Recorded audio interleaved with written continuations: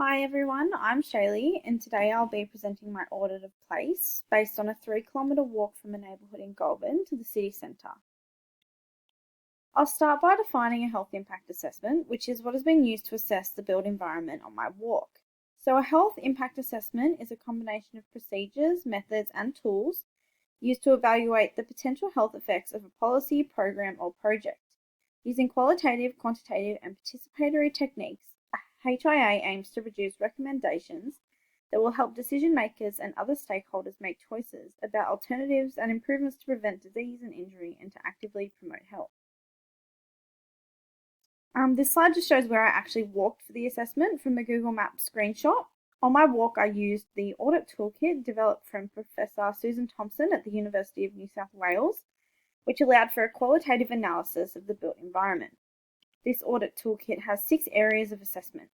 I took photos on my walk of pieces from the environment that really stood out to me, and I'll explain their health impacts as I go through the categories from the Audit toolkit. The first area of focus is access and circulation. This involves accessibility for all people and how easily it is for people to utilise footpaths and walk around the environment. So the first photo from the left shows a post box outside of Goulburn High School. For a person like myself who is able-bodied, accessing the post box would not be an issue. But an elderly person or someone in a wheelchair may find great difficulty or a complete lack of access to using the post box. The second photo shows cracks in the footpath, which was very common on my walk, showing that more maintenance would be beneficial to increase accessibility for the elderly, people with prams, and those in wheelchairs or using walkers and walking sticks. The third photo shows an area where construction work was being done, where there is a sign directing where pedestrians should walk, although there was no ramp or accessibility aid, creating a risk of falls due to uneven ground for someone with a disability or an elderly person. The last photo shows the side of the road that I walked along where runoff has created extremely uneven ground. This could be dangerous for any individual walking due to the loose gravel and dirt. Based on my walk, I found that overall there was low access for anyone who is physically impaired and that there is heightened risk of falls due to lack of maintenance or choice of design in the natural or built environment. Before I move on to the next assessment category, I thought I'd add this photo which shows a choice of design that increases safety levels for pedestrians. This fence is a barrier to protect pedestrians from traffic in a high traffic area, being close to the main street and many local schools. The second assessment is shade. There was poor shade in most areas apart from the main street where awnings stem from most buildings to cover footpaths, as you can see in this picture. Trees provided a level of shade in some areas as I got further away from the centre of town. So safety is the next assessment. I find this to be an interesting one as sense of safety can be a very subjective experience based on personal experience, level of ability, age, gender, and many other factors such as the time of day or night. On my walk, I felt relatively safe for most of the way. The streets were quiet in terms of cars and foot traffic. Therefore, if I came across a stranger who appeared to be of risk, I may have felt a sense of danger knowing that there was nobody really around. I tried to assess the environment objectively to understand how the environment may be unsafe for others. One area that really stood out to me was the school zone behind one of the local schools, as shown in this photo. As you can see, there is a sign showing that rocks may flick up from cars. This area is most likely to have a high level of children walking to and from school, therefore it is dangerous that they may be at risk of being hit by a rock when a car drives past. I also found broken glass all over the ground, which again can create a sense of feeling unsafe, especially in an area where children are likely to be walking. Certain families may not want their children walking to school for safety reasons, therefore lowering chances of getting more exercise than a child who was walking to school. This alley was one of the biggest standout pictures from my walk. It leads from a car park where there is a bottle shop down to the main street, but backs onto a pub where people who are drinking sometimes stand and smoke. I've lived in Goulburn all my life and never questioned the choice of design in this alleyway until now. I understand that this hopscotch has been placed as a form of art, but most likely to brighten the space and make it feel more welcoming. Although the idea of putting a hopscotch next to a pub where people are drinking and smoking seems really bizarre, as I don't really believe that children should be encouraged to play in such an area. I remember as a child I would definitely feel nervous and unsafe walking through this alleyway as groups of men stood around with cigarettes in their hand.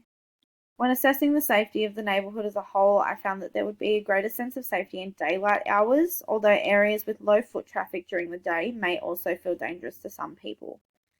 The feeling of being unsafe at night is increased due to low street lighting, quiet streets, and alleyways such as the one pictured above.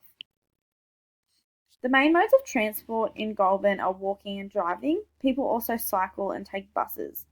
This is a photo of the one and only bus stop I came across on my walk, which to me shows that it is not a prioritised mode of transport within the town. I've also shown the bus timetable, where it only stops here 10 times on a weekday, 3 times on a Sunday, and does not run on Sundays or public holidays. There were no bicycle paths on my walk, therefore cyclists are required to use the road, which may be dangerous for someone less experienced in cycling as a mode of transport. As I walked through the main street, I passed numerous cafes and the main shopping centre, which has multiple food outlets and stores ranging in price, quality, and level of healthiness, which is a positive as it provides people with choice when making food decisions. Fresh fruit and vegetables can be purchased from Coles, which is located in the shopping centre at the most affordable price in town. I've included a photo of the greengrocer, which I walked past as it is one of the healthier cafes in town. It encourages healthy lifestyles, as you can see the number of bicycles parked outside the front, as it is highly involved in the cycling community and has a bike shop out the back of the cafe. Fresh fruit and vegetables can be purchased from the greengrocer at a higher price than other places in Goulburn. The cafe food is fresh and of high quality, but again, it is more expensive than other food options only a few hundred metres away. The last level of assessment is places to meet and socialise. On my walk, I walked through Belmore Park, which is pictured here. It has a playground, a greenhouse, shaded areas, gardens and footpaths, therefore is an enjoyable green space for the community. This was the only area I found on my walk to be of quality for socialising, although I know that Goulburn has another larger park, as well as outdoor gyms and walking tracks that can be utilised by the community as long as they have a way of getting there. When thinking about places that people socialise, I walked past the Goulburn Base Hospital. When I was in high school, I often would walk past this exact bench, and I remember holding my breath as I would walk past groups of people smoking and socialising out the front of the hospital. This street is one of the busiest of an afternoon, as students generally flock down towards the main street. I don't like the idea that students have to walk past people socialising and smoking cigarettes on a daily basis. By placing this park bench somewhere else, it may encourage those who would like to smoke to do it somewhere else where there aren't as many people walking by. So after conducting this audit, I looked into what may benefit Goulburn in becoming a healthier community with greater access to living a healthier lifestyle. I came across a study conducted in Sydney that encouraged cycling through a range of methods such as social marketing and events. It found that to increase cycling within a community, it is important that the infrastructure is there, especially for beginners. As we saw in the slide about the greengrocer, Goulburn has a cycling community, although the majority of cycling takes place out of town on country roads. It would be great to see more infrastructure built to encourage new cyclists, as well as allow current cyclists to utilise the bike lanes and paths within the town as a means of transport as well as recreation. An English study assessed influences on children walking to school independently. They found that to best increase independent mobility, co-location is needed.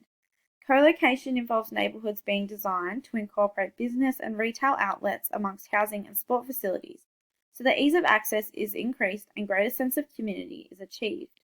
This would not only increase a sense of safety for children walking to school within the community, but it would allow many other benefits for the entire population, with greater access, walkability, and sense of social cohesion. Lastly, a systematic review of 143 studies on green spaces and health outcomes found that exposure to green spaces is associated with numerous health benefits, physically and mentally.